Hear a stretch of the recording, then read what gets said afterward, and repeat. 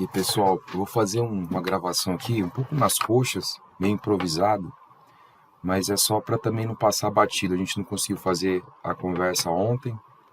A Celi também pediu para que eu viesse falar com vocês. Alguns colegas me chamaram em particular para pedir alguma ajuda, alguma orientação.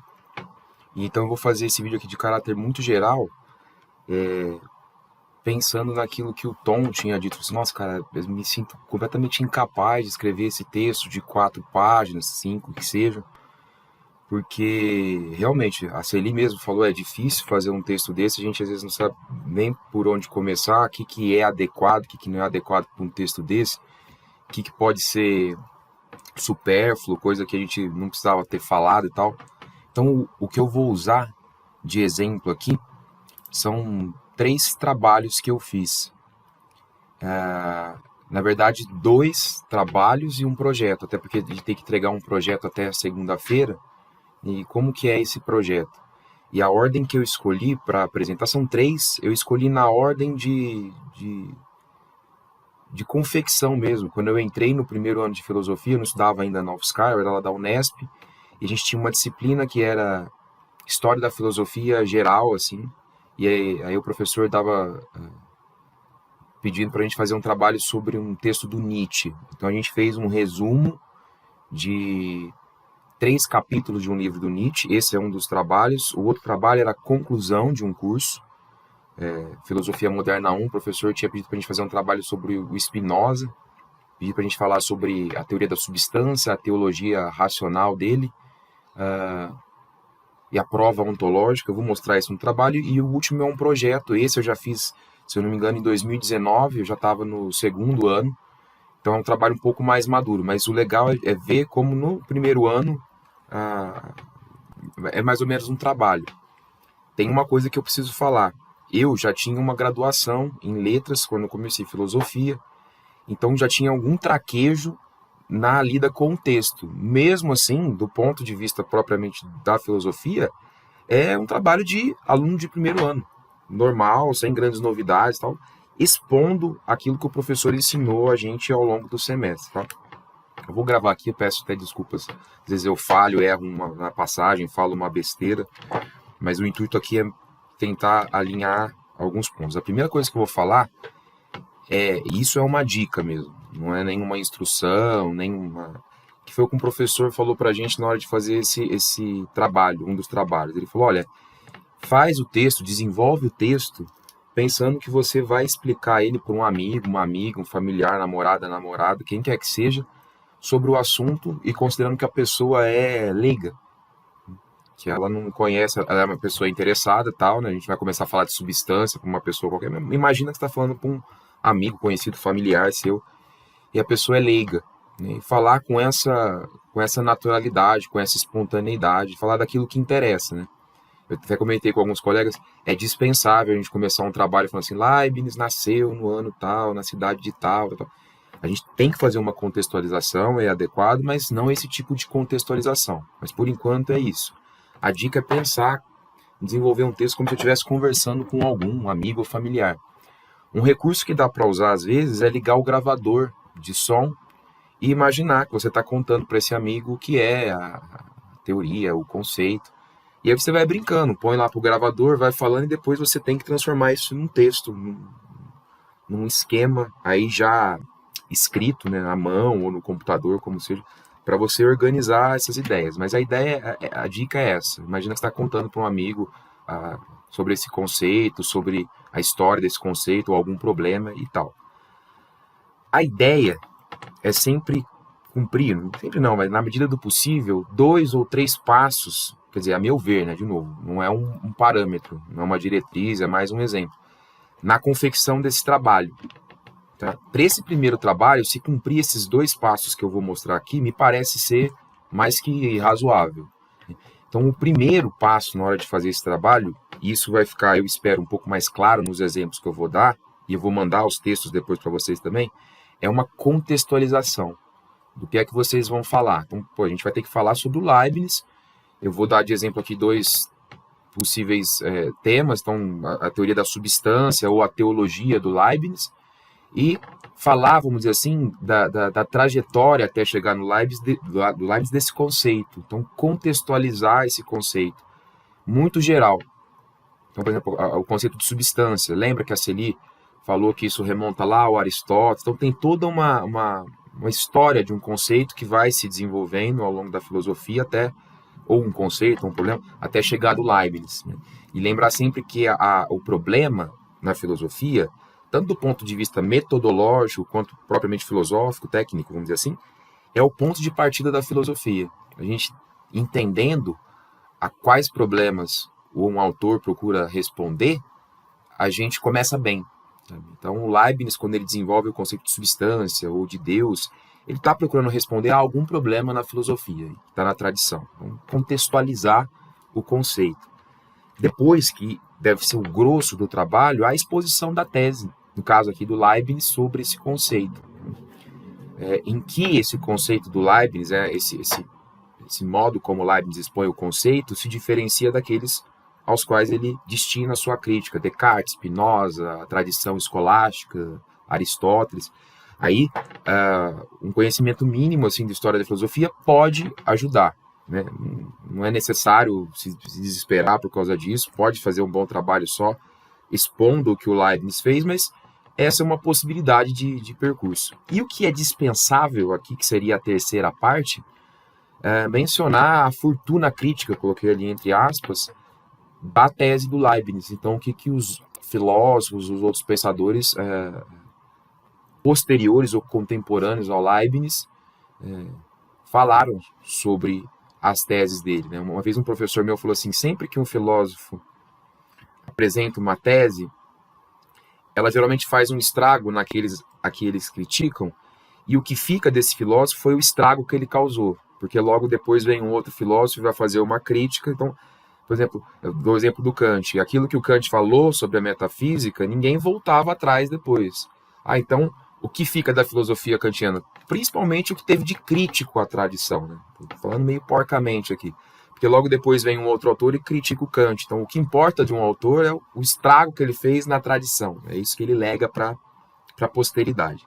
Então, agora eu vou mostrar os exemplos. Eu vou cortar o vídeo aqui, eu tenho medo de estragar o resto. Aí depois eu costuro tudo e junto num só.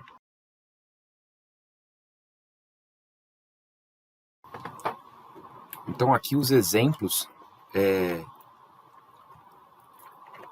Esse aqui é um trabalho, foi, se não me engano, a conclusão de curso uma disciplina de História da Filosofia Moderna 1, lá em Marília, na Unesp. Lá a gente viu num semestre a filosofia do Descartes, do Spinoza, do Leibniz e um tantinho assim do Kant. Foi uma coisa bem panorâmica. Lá na UFSCar, geralmente a gente vê um autor só, que é o Descartes. Né? Então, essa é a razão pela qual a gente tratou do Spinoza em Filosofia Moderna 1, assim, logo de cara. E o que o professor tinha pedido para a gente fazer era uma exposição sintética da filosofia do Spinoza, tratando a teoria da substância, a teologia racional e a prova ontológica. Então, aqui a gente tinha que falar sobre substância, ia mexer no conceito da tradição, né? Conceito como ele foi tratado na tradição, teologia racional e prova ontológica. Eu chamo a atenção para duas coisas aqui. Lembra que em uma das primeiras aulas a Celi falou para a gente que a filosofia o livro, né, a obra do Leibniz, Discurso de Metafísica, se a gente for analisar essas duas palavras, primeiro, a metafísica para o Leibniz é uma teologia racional. Ele quer falar sobre Deus. Eu comentei isso por fora. Se eu não me engano é o Baumgarten, um outro filósofo alemão, que ele fala, olha, metafísica, ela tem dois tipos de metafísica. A metafísica geral, né, a filosofia no seu estágio metafísico procura saber o que é o ser das coisas, então ela é uma ontologia. E a metafísica específica, que trata de três ideias, que é a ideia de Deus, tratada pela cosmologia racional, a ideia de Deus, teologia racional, a ideia de mundo, cosmologia racional, e alma, psicologia racional. Então, o Leibniz, a metafísica é uma teologia racional, um dos ramos da metafísica. É lógico que ele faz ontologia quando ele fala da substância e tal, mas a Celi falou pra gente, a filosofia do Leibniz é uma metafísica, a metafísica do Leibniz é uma teologia racional, e é um discurso metafísico, porque o discurso é um tipo de pensamento que se dá por etapas, né? Então, você tem uma tese, você argumenta em favor dessa tese, não é um pensamento que vem assim como uma intuição, é um pensamento que se desdobra, ele se dá por etapas, por isso que é um discurso sobre teologia racional. No caso do Leibniz, o Spinoza também faz isso, né? Então, só abrir esse parênteses, o tamanho de um bonde para falar disso. Teologia racional aqui é um dos temas que o Spinoza trata e que é central no Leibniz. Então, para a gente perceber como que é um problema que atravessa o Spinoza ali, quase contemporâneo do Leibniz, né? Mas é um problema que é tradicional na filosofia, esse, sobre a teologia racional. Ela não existe só ali com os modernos, né? Os antigos também faziam teologia racional. Lógico que não com esse nome e tal, mas o que interessa é isso. Está vendo que são problemas metafísicos por excelência. Outra coisa, aqui mais do ponto de vista técnico, é uma exposição sintética. Parece besteira e pode ser redundante para alguns, mas você fazer uma síntese de alguma coisa é diferente de você fazer uma análise. Então, a síntese é você pegar... mais fácil começar pela análise. O que é analisar um texto? Qualquer análise é uma divisão. Então, a gente pega um texto e separa ele nos seus constituintes. Então, se eu dou um texto e peço para que analise um texto de uma página, com certeza essa análise ela vai ter muito mais de uma página, porque a gente vai analisar cada parte dessa uma página e a análise de cada uma dessas partes vai levar um bom espaço, vai levar um bom tempo de argumento. Então, toda análise ela é um texto maior do que aquele que está sendo analisado. E uma síntese é o contrário. A gente pega um assunto, um tema qualquer e sintetiza ele, pegando esses constituintes mais elementares e apresentando, vamos dizer assim, numa tacada só, de maneira mais sintética, de maneira mais, como eu digo, resumida. Tem muita gente que, às vezes, vai falar o resumo, uma resenha, uma síntese, tem alguma diferença entre elas, mas todas elas têm isso em comum, né? Então, se eu dou um texto de 10 páginas e peço uma síntese, uma exposição sintética, com certeza essa exposição sintética tem que ter menos de 10 páginas, né? Porque é juntar tudo isso. Mas, enfim, comentando sobre o trabalho, como que eu tentava, nessa época, ainda tento, não estou dizendo que eu consigo fazer, mas cumprir aqueles passos de contextualizar, desenvolver e depois apresentar uma fortuna crítica do tema ou do problema. Eu não vou me deter muito no texto, até porque eu vou mandar ele para vocês, depois vocês apagam esses destaques que eu fiz em amarelo e vermelho. Mas veja só, esse aqui é o começo do trabalho. Parte 1, eu coloquei só meu nome ali, filosofia, primeiro ano, a gente mandava no e-mail do professor. Claro que depois a gente pode fazer um cabeçalho um pouco mais elaborado, tal, para enviar para ser lido depois, mas o que interessa é isso. Começo falando, né, qual que é o tema do trabalho, tinha que falar sobre a teoria da substância, teologia racional, a prova ontológica. Podia ter separado um pouco melhor isso aqui, mas de qualquer jeito foi assim. E eu começo ali, em filosofia, o conceito mais geral de substância é aquele que define como substrato ou suporte das qualidades, dos atributos necessários a um ser. Como eu assinalo em vermelho ali, é o início da contextualização do conceito de substância.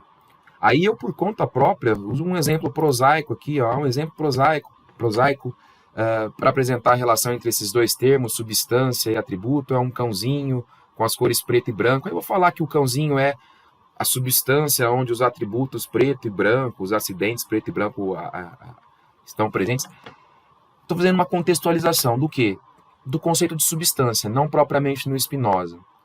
Eu fiz esses destaques sublinhados para mandar para o professor. Na época eu achei que era adequado, mas é dispensável, em certa medida até inadequado. A gente pode usar esse recurso de sublinhar, mas para outros exemplos, não esse aqui de destacar, às vezes até atrapalha mais a leitura. Quando necessário, fazia uma observação em nota, por exemplo, podemos dizer que a substância possui autonomia ontológica. Aí aqui eu peguei um trecho de um texto do Convite à Filosofia da Marilena Chauí para explicar o que significa ontologia ali, pelas palavras dela mesma. Tá vendo que eu fiz uma referência aqui completamente inadequada, né? Não é completamente inadequada, mas ela não é tecnicamente apropriada, como a ABNT pede e tal. Estava começando, é um tipo de coisa que passa.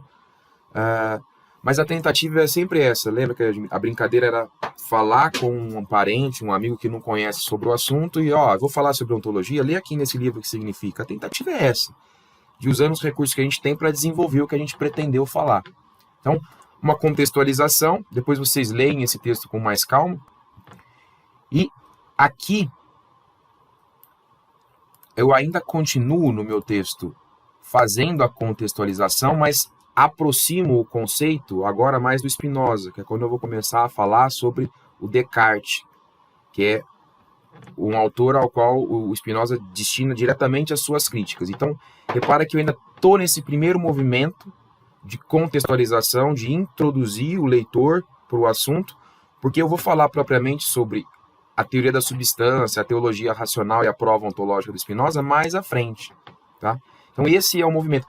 Eu digo isso e dou esse exemplo porque às vezes a gente fica meio que se sente de calças curtas a começar a falar de um tema ou de um autor assim do nada.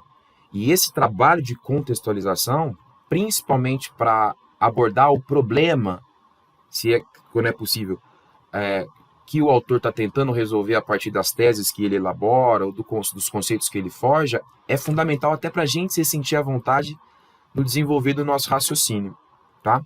Eu vou continuar expondo aqui. Deixa eu só salvar essa parte do vídeo para não perder.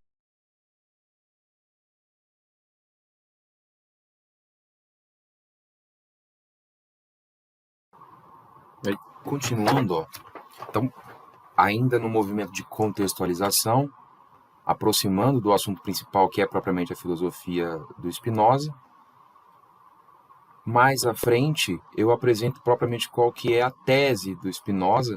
E lembrando, gente, isso aqui é um trabalho de primeiro ano, tem as suas grosserias, tem suas inconsistências, né? Não reparem nisso. Mas aqui, em amarelo, eu apresento propriamente qual que é o tema sobre o qual eu vou falar e a tese do Spinoza, de que Deus é a única substância, ao contrário do Descartes, que falava que havia três, né? Deus, que é infinito, e as duas finitas, o Spinoza dizendo que é uma só e que extensão e pensamento são meros atributos, simples atributos, melhor dizendo, e que os corpos finitos e os pensamentos finitos são modos desses atributos. Aí eu vou desenvolver tudo isso, a argumentação do Spinoza e tal. Claro, lembra, né? Uma síntese, coloco nas minhas palavras. Eu não chego a fazer referência nenhuma ao texto do Spinoza. É um texto bem sintético mesmo, assim, feito por conta, eu prestando para o professor contas do meu entendimento sobre a matéria. Esse trabalho da CELI, claro, quando necessário mencionar o autor, apresentar trechos da obra ou de comentaristas, que seja, sempre fazer a referência adequada. É claro, nesses primeiros anos a gente não sabe muito bem como fazer isso, e eu tenho certeza que a CELI e os outros professores, na medida do possível, vão relevar isso e corrigir a gente para a gente fazer melhor nos próximos trabalhos. Mas, de qualquer modo, continuando aqui, essa é a parte do texto, e eu estou enviando de novo o texto, vocês depois leem, onde eu faço o desenvolvimento da tese, do que eu quero apresentar, e no final é onde eu apresento as considerações sobre a fortuna crítica da filosofia do Spinoza. Eu chego até a mencionar, acho, alguma coisa sobre o Leibniz, não lembro se eu cheguei a fazer isso, mas repara, a conclusão do meu trabalho, ela tem 3 parágrafos. É um trabalho ali, como aparece, de 7 páginas. Grande parte do trabalho, umas 2 páginas, grande parte não, mas uma boa parte do trabalho é feito na contextualização, o grosso dele mesmo, daquilo que importa, e deixei um pedacinho para falar dessa fortuna crítica. Um trabalho que eu acho que, olhando agora, talvez não seja de conclusão de curso, mas é uma das avaliações que a gente fez e entregou para o professor. Então, de novo, eu chamo a atenção para a importância de contextualizar o assunto aqui, no caso, o nosso tema. Eu estava falando especificamente sobre a teoria da substância, a teologia racional, a prova ontológica do Spinoza, polemizando com o Descartes. Ali, especificamente, eu trouxe o Descartes no movimento de contextualização, preparando o terreno para apresentar o que o Spinoza fala, senão fica uma coisa muito solta. Mas o Leibniz está dando essas respostas com o conceito de Deus, de substância, para quê? Ele está atacando algumas teses, criticando algumas teses.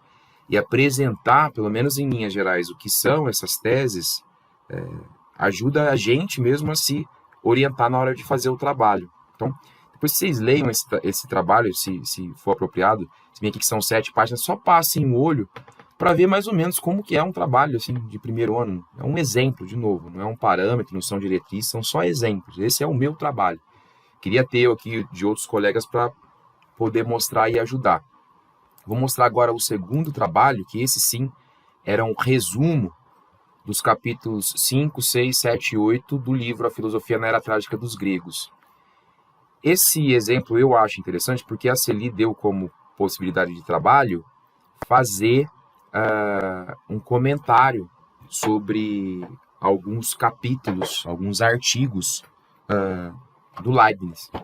E esse meu trabalho aqui é mais ou menos isso. Eu peguei 3, 4 capítulos ali do Nietzsche, do livro do Nietzsche, e fiz um resumo aqui também, com as minhas próprias palavras. Não cheguei a citar, se eu não me engano, o livro propriamente, mas mais uma vez o exemplo aqui para vocês verem como que a tentativa é de fazer aquela contextualização, explicando mais ou menos como é que essa obra e como é que o Nietzsche se situa num debate. Lembra, eu sugeri uma vez um vídeo de um professor meu que ele fala, fazer filosofia é entrar num diálogo que já está acontecendo há 2.500 anos.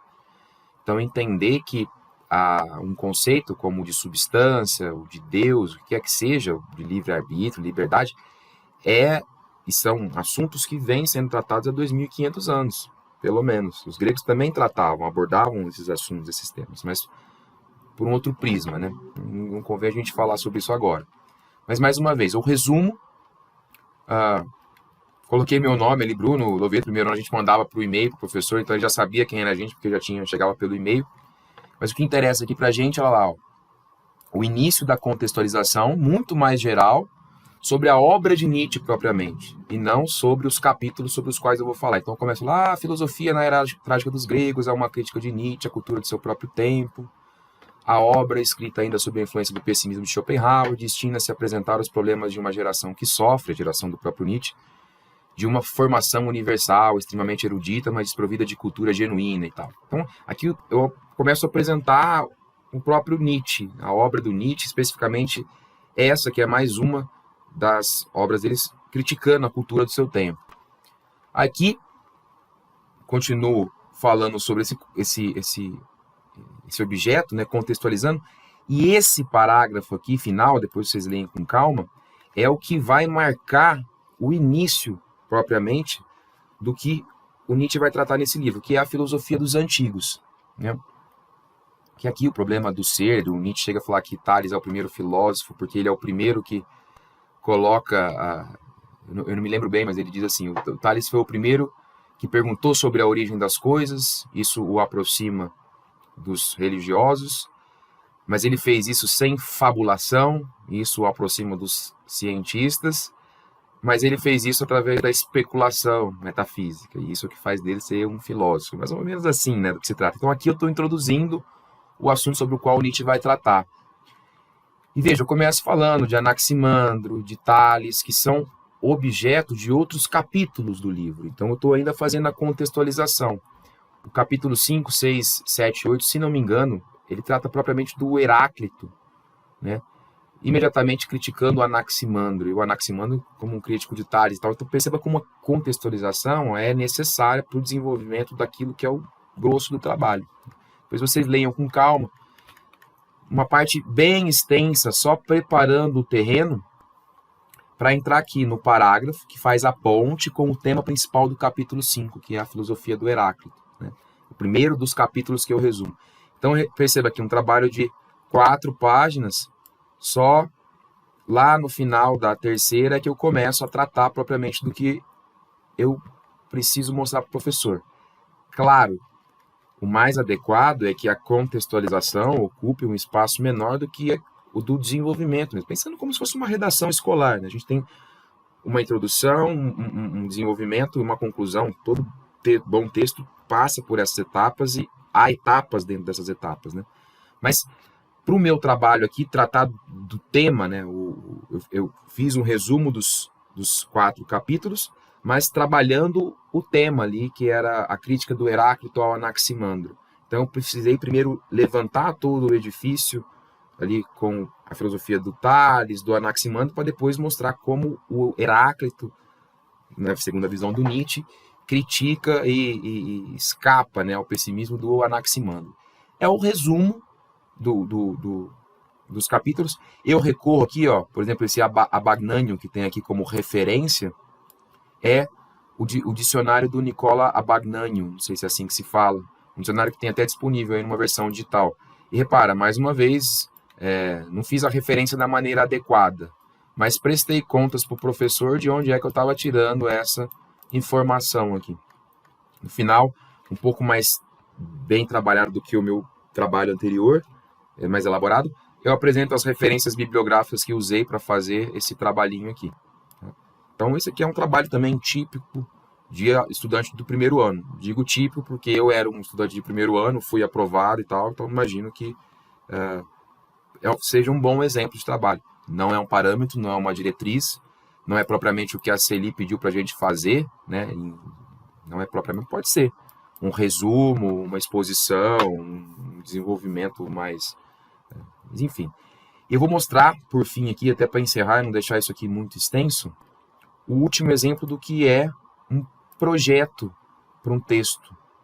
Que a gente tem que entregar um projeto e depois o trabalho. Esse aqui é um projeto que eu não sei se eu já cheguei a mostrar para vocês, que eu já fiz em 2019, já estava já no segundo ano da filosofia, um pouco mais bem elaborado, tanto do ponto de vista, vamos dizer assim, textual, quanto formal aqui.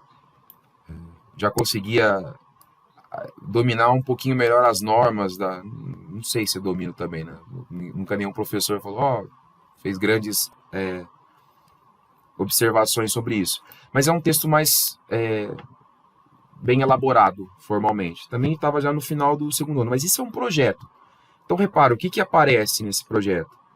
O título, né? Eu coloco o título daquele que vai ser o meu trabalho. Eu fiz uma observação ali numa nota de rodapé, explicando que até poderia ter um outro título, mas não tem nada a ver.